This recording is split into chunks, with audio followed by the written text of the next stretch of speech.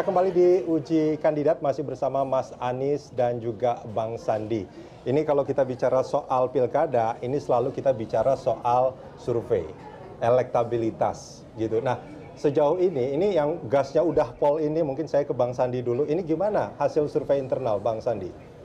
Ya, seperti sering saya sharing dengan teman-teman di Berita Satu, bahwa kita punya survei internal yang selama 18 bulan saya selalu pegang dan tidak pernah dirilis. Alhamdulillah.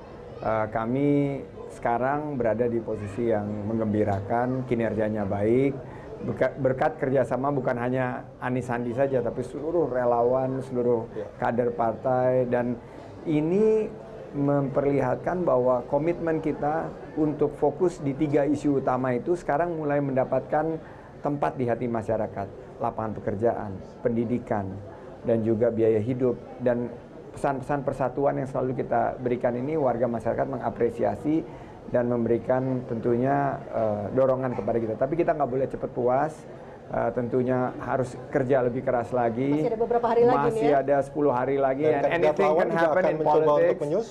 Ya, dan tentunya banyak sekali yang harus kita perhatikan, tapi kami optimis. Dan saya udah ngejalan ini 18 bulan bersama Mas Anies 6-7 bulan terakhir. Saya ngerasa ini tentunya harus kita gunakan kesempatan untuk mulai bicara mengenai bagaimana mempersatukan warga Jakarta. Kalau boleh tahu angkanya berapa sih, Mas? Nanti kita bisa lihat, tapi pada intinya ini masih RHS ya? Di angka yang menurut saya menggembirakan sekali, dan saya ngerasain dari survei saya 0,4% sampai yang sekarang ini ya tentu saya harus berikan apresiasi kepada warga Jakarta yang sudah begitu antusias menyambut, seperti warga yang ada di sini hari ini sangat antusias menyambut kita dan memberikan kepercayaan, amanah kepada kita. Oke. Ya, ini kalau kita bicara soal elektabilitas, Mas Anies pernah mengatakan bahwa dalam demokrasi itu orang boleh memilih atas dasar apapun, termasuk juga agama. Nah, memang nampaknya agama ini masih menjadi magnet yang kuat ya Mas Anies ya? Atau Mas Anies punya pendapat lain? Banyak faktor, jadi secara umum bisa kita bagikan dalam 2 kelompok. Satu kelompok identitas, jadi memilih berdasarkan identitas. Yang kedua adalah memilih berdasarkan apa yang ingin saya dapat. Nah, berdasarkan identitas itu ada identitas etnik, identitas agama, atau kesamaan partai, kesamaan afiliasi, sama-sama anggota asosiasi apa, itu identitas semuanya. Nah, yang kedua adalah karena apa yang saya mau dapat. Nah, kami berdua konsentrasi mengirimkan pesannya pada apa yang akan didapat. Karena itu kenapa kita konsentrasinya pada lapangan pekerjaan, pada pendidikan, tapi bahwa nanti ada yang milih karena faktor identitas itu tidak ada masalah. Misalnya juga ya? Lihat Bang Sandi ganteng mau pilih, boleh, kita seneng-seneng aja gitu. Oh, kenapa kok suka gitu kan? Bawa bapaan gitu. Boleh aja, nggak dilarang gitu. Jadi dan kita juga nggak mau ngelarang, jangan dong pilih Bang Sandi karena ganteng. Nggak dong, nggak apa-apa. Boleh-boleh aja. Selama itu adalah pilihan dia. Karena itu yang penting pada saat pilkada itu dijamin kerahasiaannya. Kenapa dijamin kerahasiaannya? Supaya tiap orang memiliki kebebasan di dalam mengekspresikan. Nah, ini sesuatu yang sudah berjalan di mana-mana.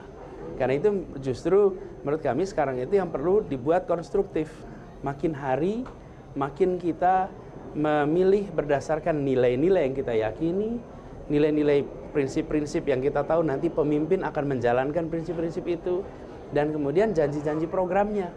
Jadi dengan begitu demokrasi di kita itu akan menjadi demokrasi yang sehat. Dan yang penting adalah pelaksanaannya. Pelaksanaan itu harus jujur, adil, demokratis. Seperti pertandingan olahraga tadi.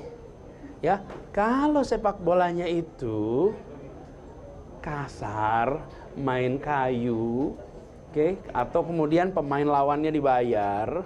Jadi ketika main tuh kelihatan tuh nggak serius tuh mainnya. Sepak bola gajah. Penonton juga bisa ngerasain kok ini nggak bener nih mainnya nih. Ini nggak bener nih. Dan penonton pun akan kecewa. Dan kalau itu berjalan dengan baik, pasti sportivitas dijaga, maka proses berolahraganya berjalan baik. Seperti sportivitas pilkada dijaga, maka proses berdemokrasinya berjalan dengan baik. Nah, kita ingin jaga sama-sama itu dengan baik. Karena itu kita ingin pastikan penyelenggaranya jangan berpihak. pemerintahnya jangan berpihak, aparat keamanan jangan berpihak. Ini penting sekali loh. Sama seperti hakim garis, ya kan?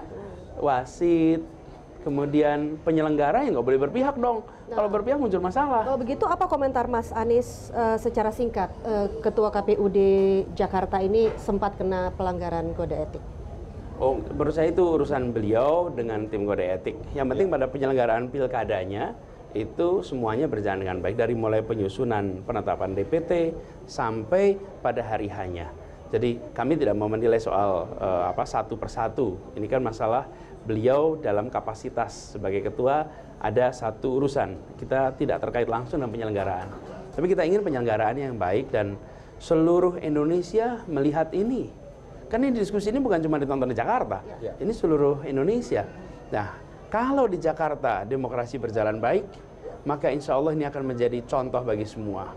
Dan tapi kalau di sini ada masalah yang lucu-lucu begitu, maka yang cemar bukan cuma Jakarta, yang bisa cemar adalah seluruh Indonesia. Karena itu kami mengajak kepada semua, yuk kita jaga 19 April besok, semuanya yuk ambil posisi yang jujur, adil, dan demokratis. Oke. Mas Anies dan juga Bang Sandi, kita akan lanjutkan ini di segmen berikutnya nanti. Pemirsa jangan kemana-mana, Uji Kandidat masih akan kembali.